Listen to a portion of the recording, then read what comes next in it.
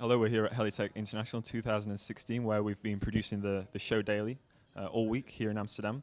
One of the contributors to the show daily is Helen Haxell. She's a deputy Rotary editor at Shephard Media. Helen, tell us a little bit more about, you've been speaking with suppliers, OEMs, how are they gauging the market? I think when everyone arrived, including ourselves, the main topic that we thought was going to dominate was the price of oil. Last week, we saw it rise to $52 per barrel. However, obviously that has been an underlying current this week, but what we've really seen is people are feeling a lot more positive. And one of the key indicators of that are people like new exhibitors, Kaman, who came to the show in the 90s. They've returned this year because their K-Max production lines reopened. And I just think that's really evident of how things are starting to change all throughout the supply chain.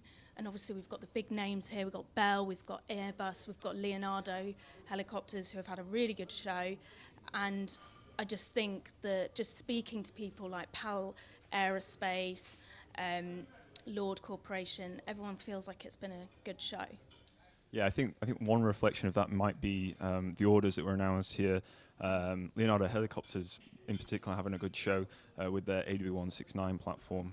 Yes, definitely. I mean, the AW169 has been a key platform for them for the EMS market, and also we've seen, with regards to Leonardo helicopters, a lot of their platforms have been going to the lessors, like Waypoint and LCI. So again, that's another positive turn to the industry, which we like to look at as well.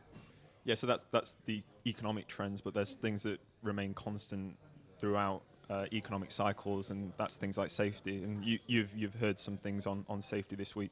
Yes, I attended a session by EASA, and some of the positive measures that came out of that is training implementations that they're looking at putting in over the next couple of years, and a heavy emphasis on crew training as well as passenger training, which I found quite interesting because it's kind of a given with crew, but also making sure everyone on board is aware of safety.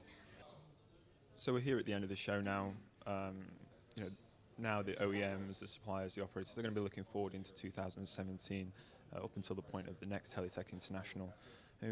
What do you think is going to happen in that year between these two shows? Well, obviously at this show, we've seen the renewed confidence. It might be quietly confident, but what I think we're going to see is people next year are going to be a lot more expressive. I'm optimistic that the market with oil and gas is going to stabilise a lot more. And also we've got the new platforms, and that's going to be really interesting to see new orders coming in, LOIs, particularly with the H160. We've also got Marenco Swiss helicopter. That's going to be another fascinating thing to watch for next year. Thank you, Helen. Well, that's the end of our Helitech International coverage. If you couldn't make it to Amsterdam, all our coverage is online. We've also got some video content as well. So head over there if you want to read that. But other than that, thank you, Helen. And we've been Shephard Media. Thank you.